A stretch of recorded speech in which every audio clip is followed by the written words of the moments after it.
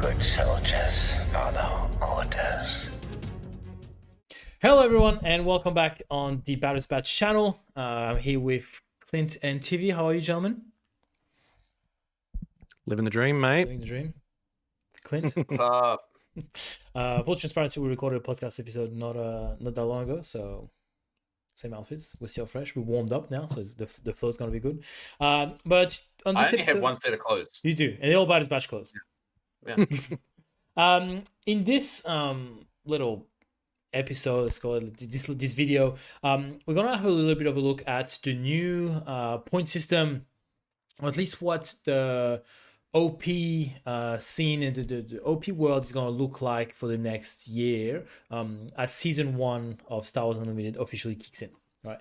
So the Galactic Championship just finished last week. Clint was there. If you haven't seen our podcast episode, which recaps all of that, please go do that and then come back to this video. But since then, Star Wars Unlimited have released an article regarding how many events there's going to be. So when we say events, it's going to be planetary qualifiers, sectors, regionals, Galactic Championship, and the amount of points you're going to be able to get for your placing at all of these events. And you're going to need a certain amount of points in order to get what was this year, day 1 buy, right? Next year will just be an automatic qualifier into the main event. Am I correct, gentlemen? Yep. So far, so good. Yeah. So over the last year, if you won a PQ, you get invited to day 2. That was as simple as that. No point system, whether you came second or third or fourth. If you didn't win, you weren't getting your invite. You could still go to the event and participate, try to qualify on the day. But that was as simple as that. Now there's a bit of a point system. We'll put the link of the article in the description. But what it looks like now is if you're a PQ champion, you're going to get 100 points. If you're a sectors champion, 250, regional champion, 400, galactic champion. Whether you are a champion or within the top 16 of Galactic, you get 100 points, right? So some players who just placed top 16 at this year's Galactic are already ahead. They already have 100 points. There's also points for finalists, top 4s and top 8s. We'll focus a little bit more on the PQ side of things because we want to take a bit of an Australian approach. We want to look at an Australian lens. And we only have PQs, unfortunately, right? FFG, here are, I was going to say our complaints, not our complaints. Here are cries, okay? Our cry for help. Please give us sectors so we have something else. But Australia only has PQs, and if you're a PQ champion, you're going to get 100 points, finalist 35, top 4 25, and top 8 15. Right. Now, gentlemen, do you know how many points you need to go to day 2 of the Galactic Championship next year? Is it 100? 100. 100 of those crisp SWU points? Is that what we're going to call them? We need a Well, we're not calling them Swiss crisp blue dollar bills or whatever the fuck you called them. We'll call them crisp SWU points. 100 points gets you an invite to the Galactics Championship. Yes. Yeah. For 2026. So that means really all you have to do is win a PQ. Right. At least if you're in Australia, that's what we're looking at, because again, we don't have access to the other events. Easy, right? Clint has done it. Everybody can do it. If I can do it, anyone can do it. If I can do it, Tivi can definitely do it. So, in saying that, as we know, in Australia, all we have access to is PQs. And after us, we were talking about it before we recorded this video.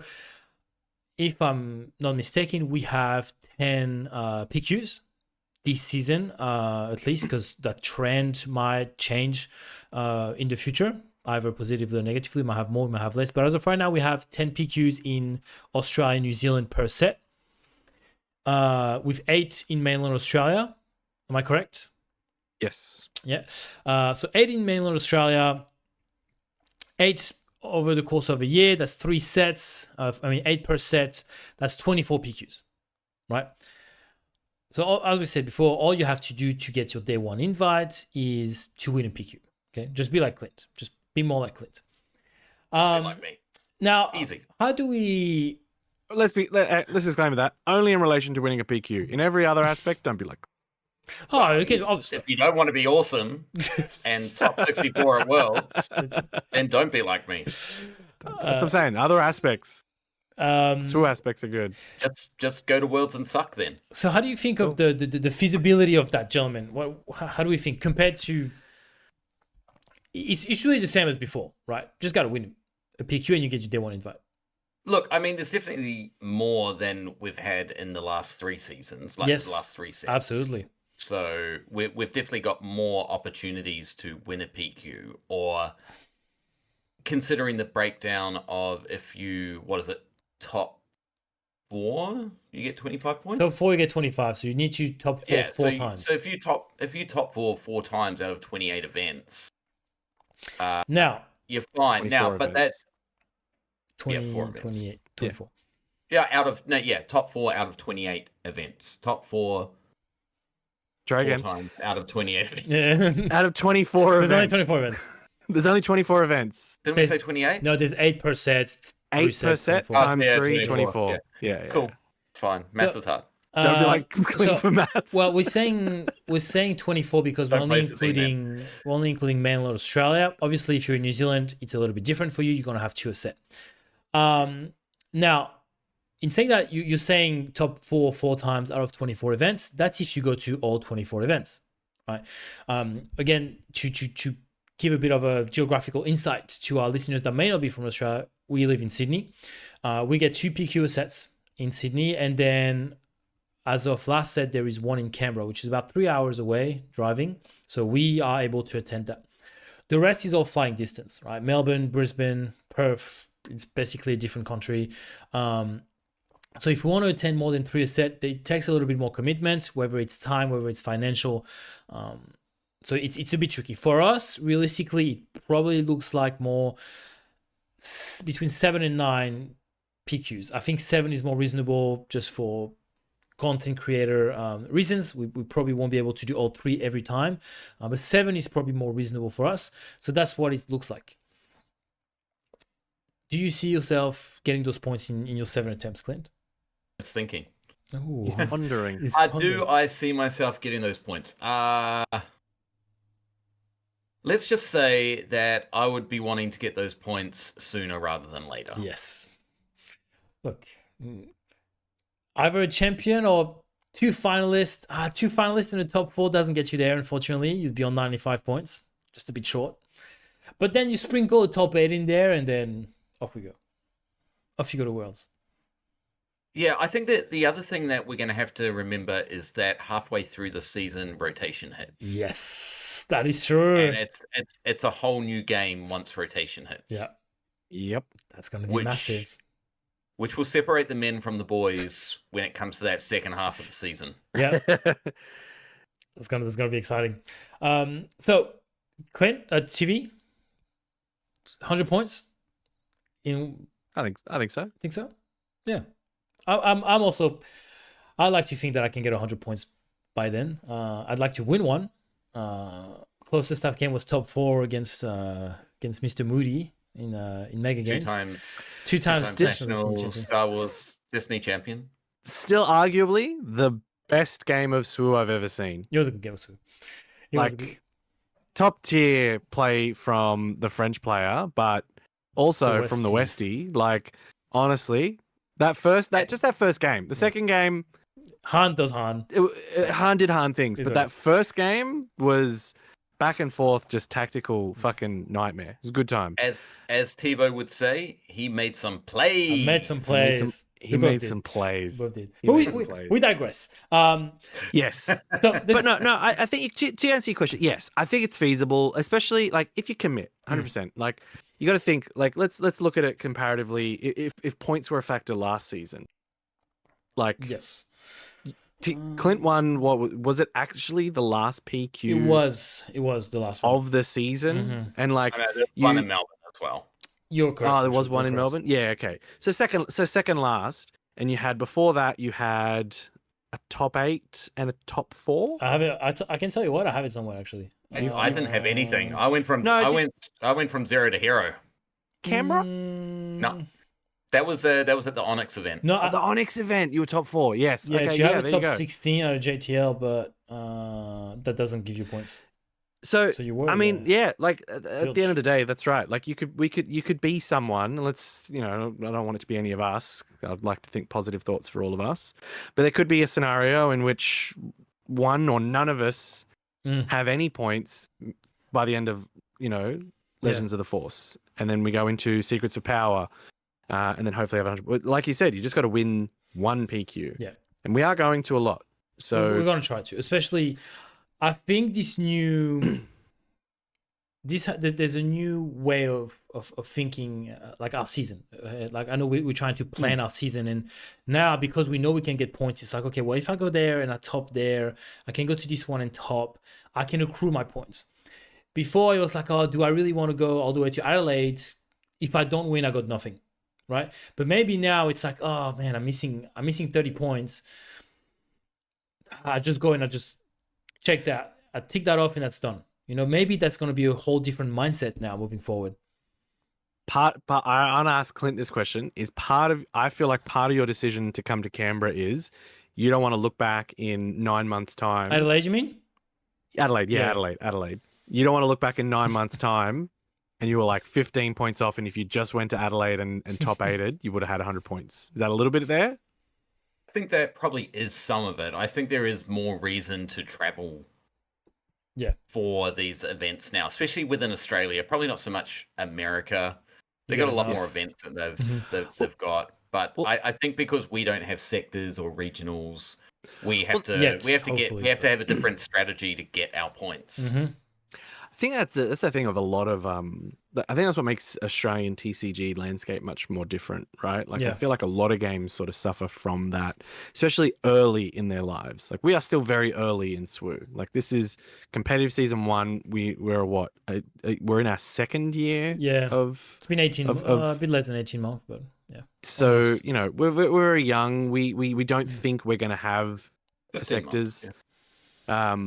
Between now and maybe the next Galactics. It'd be nice, but let's be realistic. I don't see it happening. I don't think we get a sectors before season 2. I mean, I think that's a separate conversation again. Yep. And as to if and when we get sectors, because that's a wider discussion with the wider community. Yeah. Because you need buy-in from the wider community. Like no one can bitch and moan about us not getting the sectors if no one turns up to even the local events. Yep. That's again, that's a wider discussion, which is probably for another podcast. Yeah. Yep. But let's look at it through the lens of they've announced the organized play season 1 new structure. I'm assuming we're going to talk about like there's total events. There's 3 regionals between now and the next Galactics. There's 9 sectors. And there's 510. 510. Yeah, 510 PQs. I think So that's for the next season, and we have 24 of those in Australia. Yep. So there's 490 odd 510 elsewhere in the world. PQs is a bit of an odd number because it means it's a different number for all 3 sets. It's not divisible by 3, you know what I mean? So they're already planning that in some sets there's going to be more or less in some places. So I've been thinking about this, like, and you look at the numbers. If you take out the PQs and just look at the regionals and the sectors and the Galactics, like we know the next Galactics is going to be in Vegas. Vegas. Yep. So it's in the US. So does it make sense that there would be, if there's 2 regionals in the US and 1 in Europe, does that mean? So that's 1 a set. Yeah. So if there's 1 set, and let's say the next regional, so there's going to be 1 regional per set and 3 sectors per set, based on the numbers that they've given us. Actually, so does that then mean that 1 would be in the US? Yeah. And then does Europe get 2 sectors and the US only gets 1 sector, and then they swap it and go 1 regional in Europe? I doubt it. But I doubt it. So hold on, because they've got to consider balance, because the population in both those regions, so EU, Europe, and the US, let's not say they're comparable. We don't know the maths. We don't know how many players in each region, but like last season overall there was like what one regional in the US and one in 2 regionals in the US. They had 2 regionals. A north and like a east and west or yeah. So then now it's only going to be 1 per set. Yeah, Really? it's going to be interesting. And again, like, hold on, because when are we thinking that season 1 starts? Is it with Legend America of the Force? should still have That's 2 now. regionals. Yeah. So that means it's going to be set 5, 6, 7, and 8, right? Until Galactic. Maybe set 8 will be like a new meta again. Like what Legends of the Force like Legends of the Force was for this one. The first regional comes out like for Legend of the Force, has this been announced? The Galactics? That's no. The original. That's Galactics. The regionals. No, I don't think so. I don't think the first. Nothing's been there's announced. probably not going to be one for this set. The first one's going to be. No, there is. There is. It's in the next like 2 months, but they haven't announced the dates for that's a bit short. But that's what I mean. There is only 1 regional per set. Yeah. So it can't be like there was last year. Like you said, there's one east, 1 west. They can't do that. Well, they not will. In the same set. Will, not in they the might same go set. one in the 1 east, 1 in the west, and then is there one in the EU? Is that how? I think out? East then Coast, where do the extra sectors go? East Coast makes more sense because it's easier for the European travelers. If you do it just once a set, it's a consideration. But now that we're on the topic of regionals and sectors, the points breakdown is a little bit different for them. Obviously, you get more points. So if you win a regional, you get 400. If you're top 8 of a regional, you get 150 points. So you get your invite there. Same thing. If you top 8 of sectors, you get 100, 250 if you win, so on and so forth. Now that means you can get more than 100. What does more than 100 points gets you? That's the whole new. To me, that's what's going to lead people to travel to PQs and sectors a lot more and just be sweats on those career players, we'll call them. Yeah. Now, the top 32 players, I don't know when they're going to cut that off, when the cutoff's going to be, but the top 32 players at the end of the season, leading up to next year's Galactics, will have their flights and I believe their accommodation paid to Vegas, right? So not only are you invited to the Galactic Championship, but they're going to fly you over, they're going to take care of you. But you have to be in the top 32 players in terms of total points. Now, what does that look like? We're discussing a little bit what we think is a realistic cutoff in terms of points. Again, we're not really sure. Season hasn't even started yet. And is that doable for Aussies? Okay. Now, currently, well, with 300 points, Luke Williams, I believe, was the highest ranked Aussie. Believe so. And what was he ranked? 25th, I think. 25th, something like that. So Luke in the world. Luke, who's in the world. So Luke, who's on our competitive team, won 3 PQs over the last few sets, and ranked 25th with 300 points. So he technically would have been flown over to Vegas. Now, is 300 points going to be enough next year? Unlikely. Okay, we're talking about it. Unlikely, just because there are way more PQs. If you look back at what the last season 0 was, set 2 we only had 1 PQ. Okay, in Australia, I don't know how many there was worldwide, but maybe 10 in Shadows. Sure. I think there was a few. There was very, very few. So you had 300 points, made him to top 25. Now, gentlemen, I know we talked about it a bit off air, but what do you think is a realistic amount of points to be in that top 32? Maths isn't my strong point, so you're asking the wrong person here. But I think you'd probably have to be in the 500 area. Well, yeah, because a regional championship gets you 400 off the bat, right? Yes. So there's already going to be 3 of those. Yes. So let's say there's 3 people who will have 400 points. Mm-hmm. So that's your regionals. If you finalists are regionals, you get 300 points, which is more than winning the sectors. And the other thing you have to consider is that if you're winning a regional, you're probably more than likely winning a PQ or 2 as well. Yeah. So especially if you're traveling, it feels like it's going to be one of those career players. Puts you at 600 if you win 2 PQs and a regional, right? I think same thing applies if you win sectors. I think if you win a sector, you're probably going to win PQ or 2, so you might have like 350 to 400 points. Not even counting that they're going to top 8 at some of the stuff. If you win a regional, you might top 16 sectors, right? Things like that. So that's another 50 points.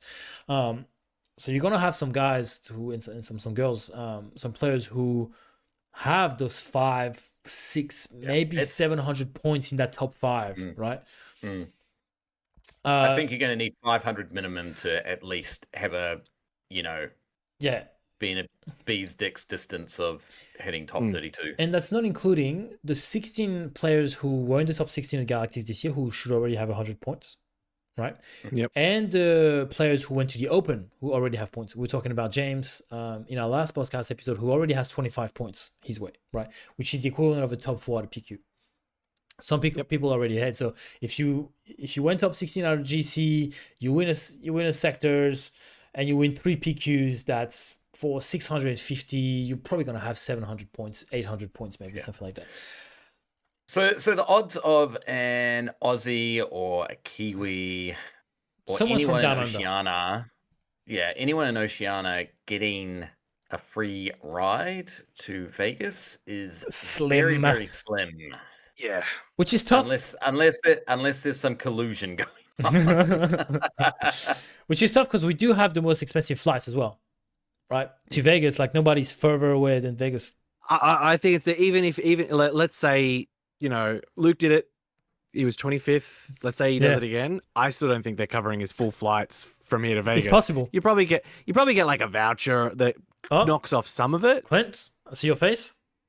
Well, that's not necessarily true because when Blake won Nationals for Destiny, he 2-time national champion, right? 2-time national champion.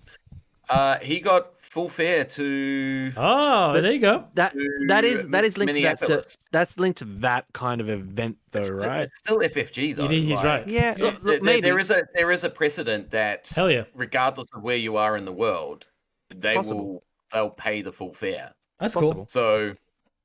But yeah, it sounds a little bit unrealistic for us because even if you win, again, Luke was the best player in Australia last season, in my opinion, because he won the most PQs. He won 3 of them. Yeah. Even if he keeps on that trend and maybe wins 5, gets him 500, I'd like to believe you would be in top 32, but I'm not sure. You might not be. I think it'd be tough. I think it'd be tough. Which is crazy. It's possible that you're not. The thing is that someone in Perth is going to have to travel to get those 500 points as well. Absolutely. Because they're only going to have 3 PQs. Even if you win all 3 as 300, you're not making top 32. Not even close. No. That's it.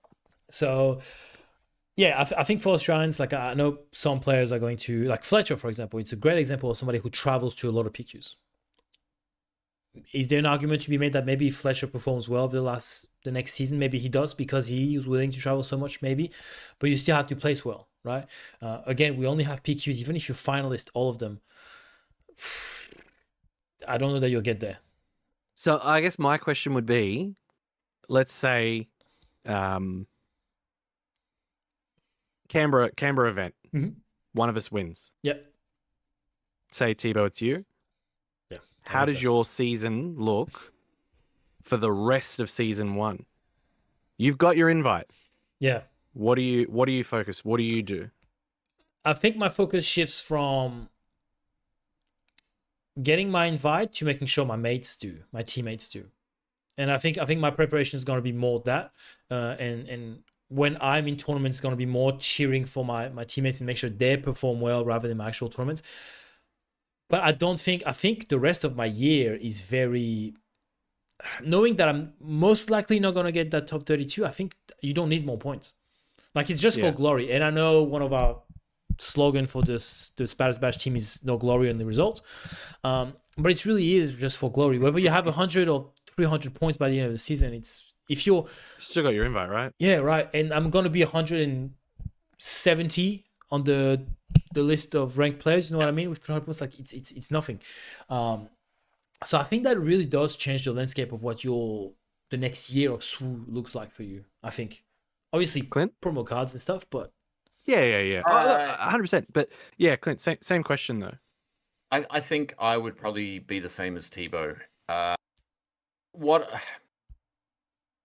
It's an interesting discussion because there's always a lot of discussion, positive and negative, around the team aspect and quote unquote collusion.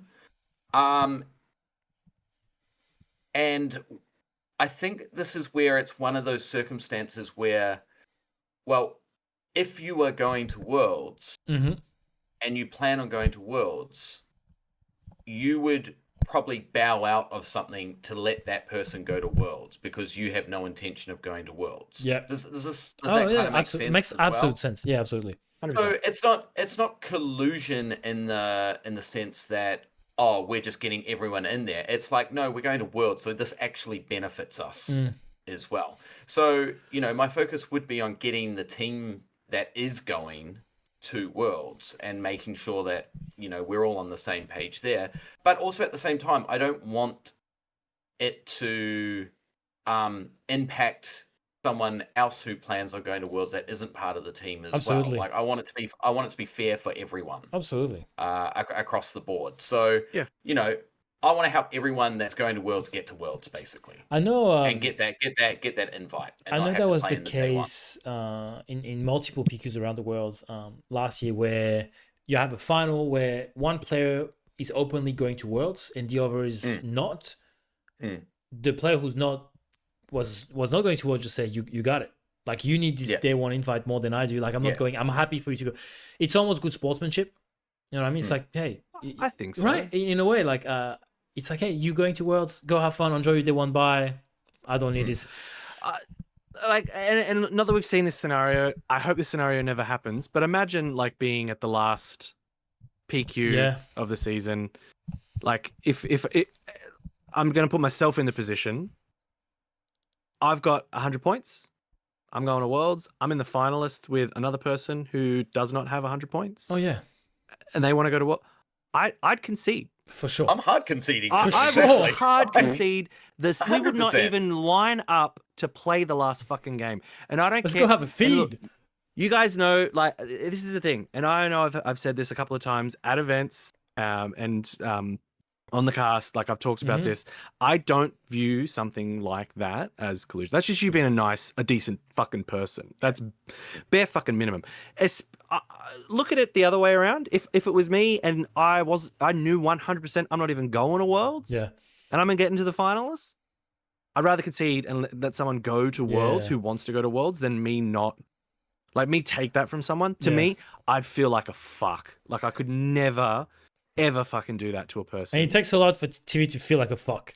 Oh, does it? Does it ever? It does. But I just couldn't do that. And I know we've talked about it, especially when they brought out the ID rules, and there's been controversy, and it's not even controversy. I'm going to just call it fucking straight up whinging, because there's been whinging about instances about it. It's part of the fucking rules. You have to just get over it. There is also anti-collusion rules, but I don't view something like that as. That's not collusion. At the end of the day, if you're at the finals with someone, you fucking got there. Yeah. Like, you didn't collude to cheat them through Swiss and into top 8. Like, they had to get there on their own back, on their own merit. You get out of the fucking way. Like, I don't think that's unreasonable. I can't see anyone else thinking that would be unreasonable. I know there were some of those other teams who were like, "Oh, you're all ID'd and integrity and like, fuck off." Like, I'm sorry. But, like, we're all here to have a good time. This is a fucking hobby. Let's get good. We're not here because we're conquering the fucking world with this game. Like, we are literally just playing a Star Wars hobby that we all love. We love collecting shiny bits of fucking cardboard and having a good time with guys. Like, we like building a community. I love judging. If I win a PQ this set, I wouldn't play in another PQ.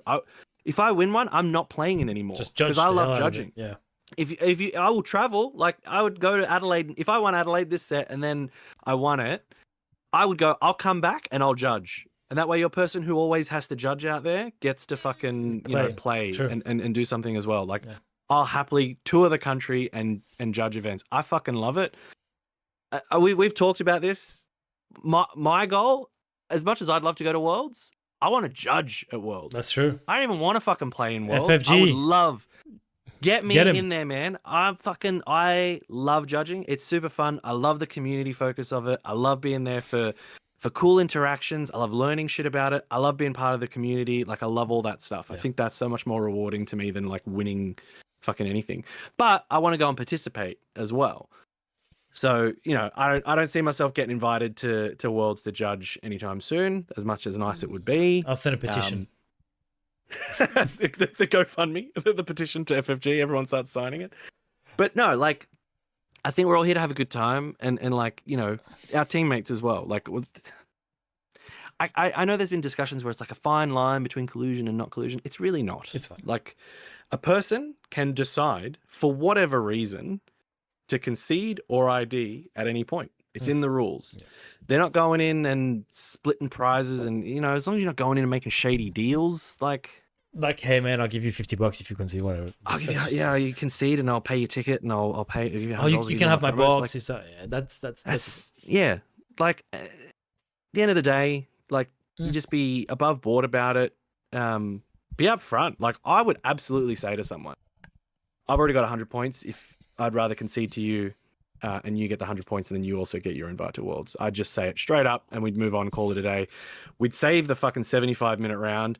We'd get out of there early, go to the pub, have a beer and a feed, and just fuck off. Like, yep. That's a good time, right? If we're in Canberra and we're doing that, we're going to Capital. Like, yeah, it's happening. It's in the opposite direction, but sure. Fuck it. We'll do it. But before we do that, we gotta win. So we are. This is it. First one is in. Well, for some of our players in 2 weeks, I'll be commentating. I'm not sure. Well, next week is the first one in Australia. Yeah, but for the ones that will be attending in Brisbane, yes. Our teammates will be at the first Sydney one. I'll be casting, so I will not be attending. So our first one will be Canberra, actually. So we have a bit of time to get some reps and just get ready to get all these yummy little SWU points. Anything else you guys want to add to this new landscape of SWU? I'm really interested to see how they deal with these regionals and sectors. Not in Australia. Yeah. I'm really interested to see what they have, because I feel like they've got to rotate them. I don't think they can all just sit in the US. I don't think they. I was getting regionals and sectors confused, but so 3 sectors. I'm sure it'll be 2 in America, 1 in Europe. Sorry, three regionals every season. Every set. So yeah, 3 sectors per set. Yeah, and you'll 3 sectors per set and 1 regional. 2 regionals per set. So 1 in. Is it just 1? I only have 3 total. I have 3 total here. Oh, yeah. Three total between now and then. So 1 Sorry, regional per set. Yeah, 1 regional, 3 sectors. And so, what do you think? I would say the sectors, there will probably be 1 in Europe at least. What about the sectors? Regional? They might even have 1 in Oceania. Like, it's possible. Probably not. Yeah, maybe not this set. 1 in America, 1 in Europe, 1 in Oceania. Maybe the last set's regional. Maybe they pitch off a sector and throw it Oceania's way. That'd be awesome. Maybe. But I think there's going to be an era, like a back and forth. You know, one regional this set goes in US, 1 goes to EU or Europe. I think he'll be the other way around. I think he'll go EU, US, EU, knowing that the Galactics is in the US again. Because the Galactic. I think. Yeah. I think they go EU, US again for Galactic, and I think there's 3 per set, so there's enough for the 2 sectors. in America, yes, I was talking about regionals. Sectors, yeah. Oh, for regionals, yes, it'll probably rotate around. Sectors, man. So then, hang on. If there's a regional, so three sectors and 1 regional. So if we go the rotation, 1 EU, 1 US, 1 EU, and then Galactics, then I think wherever the regional is where you only get 1 sector per set. I think that makes sense, right? Yeah. So then if there's a regional in the EU, then that set, there's going to be 2 sectors in America. I think that's going to be that makes sense. 1 in Europe. I think there'd be the balance. I don't mind because there's good turnouts in Europe, right? Really like some of their PQs, like the regionals had fucking massive. They had like 800 people. Yeah, it's big. I don't think they abandon it. Like right now, and you're right, Clint. It's a conversation for another podcast. Australia's got to turn up so that we get these events. Yeah. But for now, we're going to focus on... and it's a big problem at the moment. Yeah, we won't get into that because we have our own gripe with it. But yeah, we're going to focus on getting our points and locking in for the next few weeks, and we'll be back on the pod and tell you guys how we're going. We'll do a competition report in a few weeks. Absolutely. All right, gentlemen. Remember, as always, good soldiers follow orders. Deuces. Bye, guys. Peace.